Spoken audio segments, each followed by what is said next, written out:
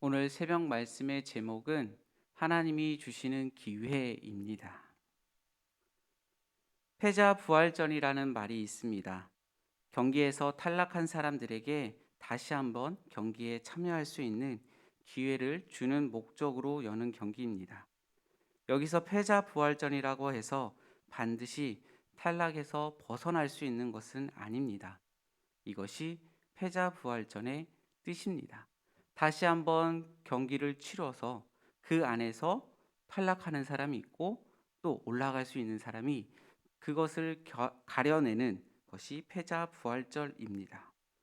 오늘 말씀처럼 패자부활절은 아니지만 이와 비슷한 기회를 주시는 하나님을 볼 수 있습니다. 끝이라고 생각할 때 기회를 주시는, 더 이상 소망이 없다고 낙심할 때 기회를 주시는, 해피엔딩으로 인생을 허락하시는 하나님을 만나볼 수 있습니다. 오늘 말씀에서 하나님은 요나에게 다시 한번 기회를 주십니다. 그 첫 번째 기회는 두 번째 말씀입니다. 하나님의 말씀이 두 번째로 요나에게 임했습니다. 니느웨에 가서 심판을 선포하라. 첫 번째 요나에게 주신 말씀과 동일합니다. 우리 말씀 요나서 1장 1절과 2절의 말씀을 우리 함께 읽겠습니다. 여호와의 말씀이 아미떼의 아들 요나에게 임하니라. 이르시되 너는 일어나 저 큰 성읍 니느웨로 가서 그것을 향하여 외치라. 그 악독이 내 앞에 상달되었음이니라 하시니라. 요나서 1장에서 주신 말씀과 오늘 우리가 함께 읽은 3장에 주신 말씀이 동일합니다. 첫 번째 말씀이었을 때는 요나는 불순종했습니다. 그런데 두 번째 말씀을 하실 때 요나는 순종합니다. 첫 번째와 두 번째 사이에 있었던 일 때문에 요나는 하나님 앞에 손을 들었습니다. 풍랑을 만났고 바다에 던져졌으며 물고기 뱃속에 들어갔다 나왔습니다. 고난당하기 전에 말씀을 지키지 않다가 고난당한 후 말씀을 지키게 되는, 고난 후에 순종의 사람으로 바뀌는 요나입니다. 고난을 통해 하나님의 말씀이 바뀐 것이 아닙니다. 하나님의 말씀은 그대로입니다. 바뀐 것은 말씀이 아니라 요나가 바뀌었습니다. 하나님이 기회를 주실 때 즉각 순종을 해야 된다는 것입니다. 하나님이 말씀하실 때 속히 죄에서 돌이키라는 것입니다. 죄의 자리에서 떠나시길 바랍니다. 인생 역정은 다름 아닌 회개의 인생입니다. 하나님이 요나에게 기회를 주신 것처럼 오늘 우리에게도 기회를 주십니다. 두 번째 기회는 니느웨 백성들에게 주신 기회입니다. 하나님은 요나뿐 아니라 니느웨 백성에게도 기회를 주십니다. 니느웨, 요나 입장에서 원수 같은 나라입니다. 이스라엘을 끊임없이 힘들게 하고 악탈과 수탈을 하였던 나라입니다. 이런 원수 같은 니느웨 백성들에게 하나님은 기회를 주십니다. 지금 요나는 그런 나라에 가서 하나님의 명령을 전합니다. 40일 뒤에 망할 것입니다. 40일 뒤에 망한다고 외쳤습니다. 지금 당장 곧 망합니다 라고 하지 않았습니다. 하나님은 니느웨 백성들에게 충분한 시간, 40일 동안 회개할 시간을 주셨던 것을 볼 수 있습니다. 요나의 외침에 따라 니느웨 사람들에게 놀라운 일이 일어났습니다. 먼저 하나님을 믿고 금식을 선포하고 회개하였습니다. 나아가 그 나라 왕까지 소식을 듣고 왕복을 벗고 회개에 동참합니다. 온 나라가 하나님 앞에 무릎을 꿇은 것입니다. 생각해 보면 정말 말도 안 되는 일이 지금 일어나고 있습니다. 하나님은 이렇게 말도 안 되는 일을 행하시는 분이십니다. 놀라운 일을 행하시는 하나님의 능력 앞에서 우리의 삶도 말도 안 되는 일이 있길 소망합니다. 하나님은 원수 같은 니느웨 백성들에게도 기회를 주셨습니다. 마찬가지로 우리를 통해 원수 같은 그 인간, 원수 같은 그 나라에도 기회를 주신다는 사실을 기억하시기 바랍니다. 세 번째, 하나님께서 주시는 기회는 하나님의 백성에게 주시는 기회입니다. 하나님은 니느웨가 악한 길에서 돌이켜 떠날 것을 보셨다고 말합니다. 그리고 재상을 거두고 은혜를 베푸셨습니다. 말씀 요나서 3장 10절의 말씀을 우리 함께 읽겠습니다. 하나님이 그들이 행한 것을 곧 그 악한 길에 돌이켜 떠난 것을 보시고 하나님의 뜻을 돌이키사 그들에게 내리라고 말씀하신 재앙을 내리지 아니하시니라. 니느웨에 40일이라는 시간을 주었는데 왕부터 백성까지 금식하고 울고 불고 하나님 앞에 돌아온 것입니다. 본문 10절을 자세히 보게 되면 그 안에 두 가지의 하나님의 계획하심을 느낄 수 있습니다.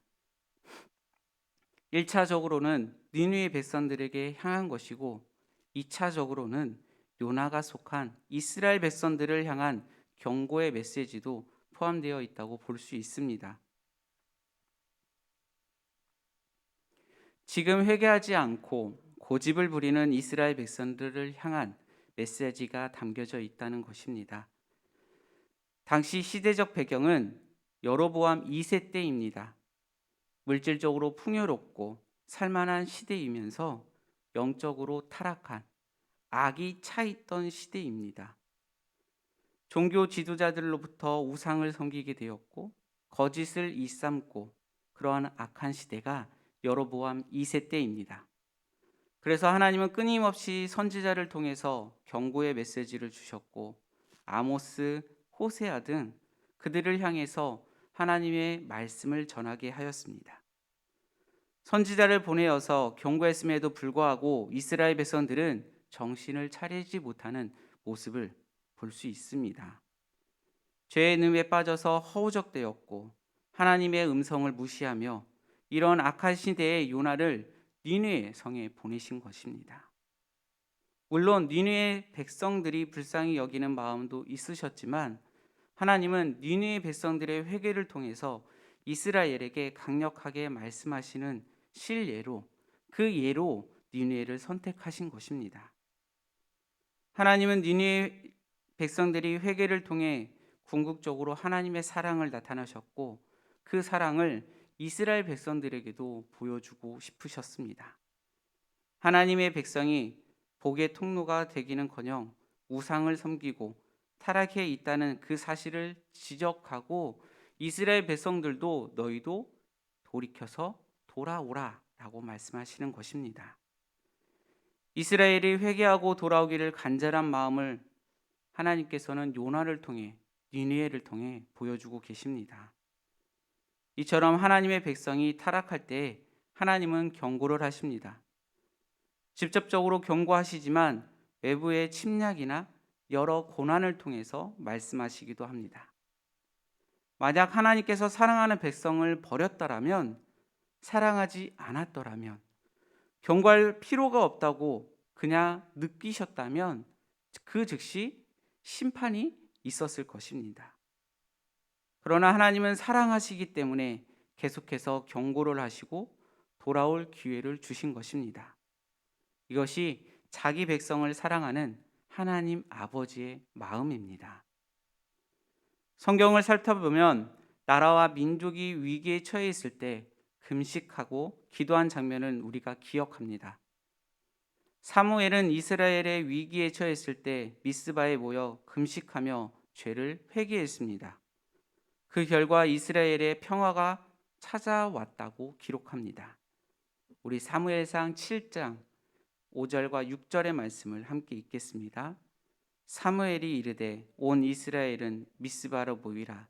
내가 너희를 위하여 여호와께 기도하리라 하매 그들이 미스바에 모여 물을 길어 여호와 앞에 붓고 그날 종일 금식하고 거기에서 이르되 우리가 여호와께 범죄하나이다 하니라. 사무엘이 미스바에서 이스라엘 자손을 다스리니라. 또 다른 인물이 있습니다. 우리가 잘 알고 있는 에스더입니다. 유대 민족이 위기에 처했을 때 3일 금식을 선포하고 왕 앞에 나아가 민족을 구원하였는데 그 귀한 역할을 감당한 에스더입니다. 말씀 에스더 4장 15절과 16절을 우리 함께 읽겠습니다.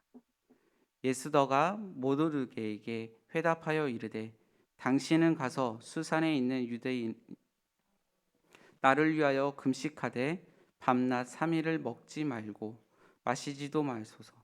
나도 나의 시녀와 더불어 이렇게 금식한 후에 규례를 어기고 왕에게 나아가리니 죽으면 죽으리라 하니라. 또 성경의 마지막 인물인 느헤미야도 보게 됩니다. 이스라엘 백성이 포로에 돌아와 성벽을 다시 재건할 당시에 근식하며 죄를 회개할 시간이 있었는데 하나님께서 회개하는 백성들의 부르짖음을 외면하지 않으셨습니다. 성경의 역사에도 보더라도 하나님은 금식하며 전심으로 엎드리는 백성에게 기회를 주셨습니다. 그러므로 우리가 먼저 해야 할 것은 하나님 앞에 엎드리는 것입니다. 우리 말씀 역대하 7장 14절의 말씀을 우리 함께 읽겠습니다. 내 이름으로 일컫는 내 백성이 그들의 악한 길에서 떠나 스스로 낮추고 기도하여 내 얼굴을 찾으면 내가 하늘에서 듣고 그들의 죄를 사하고 그들의 땅을 고칠지라. 하나님은 말씀하십니다. 그들의 땅을 고칠지리라. 우리의 가정을 고칠지리라. 나를 고치신다. 나의 자녀를 고치신다. 우리의 모든 것을 고치신다는 말씀입니다. 하나님의 자녀인 우리가 먼저 돌아오기를 원하십니다. 하나님이 기회를 주실 때 우리는 엎드려야 합니다. 하나님 앞에 겸손히 엎드릴 때 우리에게, 그리고 우리 열린 배들에게, 그리고 교회 공동체에게, 나의 가정에게, 나에게 소망이 있습니다. 말씀을 마치겠습니다. 하나님은 우리에게 기회를 주십니다. 우리가 믿음직스러워서가 아니라 우리가 사랑하기 때문에, 우리를 사랑하시기 때문에 그렇습니다. 그 사랑에 감사하며 주신 기회를 잘 붙잡으시길 바랍니다. 맡기신 사명을 잘 감당해 나아가시길 바랍니다. 사람은, 그리고 우리 인간은 진짜 잘 변하지 않는다고 말합니다. 그런데 또 하루아침에 변하기도 합니다. 그것은 하나님 말씀이 우리를 변화시키기 때문에 그렇습니다. 말씀을 가까이 하고 말씀에 순종하며 하나님 앞에 엎드리며 나아가시길 바랍니다. 오늘 말씀을 기억하면서 하나님의 크신 사랑 안에서 날마다 변화되고 하나님의 뜻을 이루어가는 여러분들이 되시길 소망합니다. 기도하겠습니다.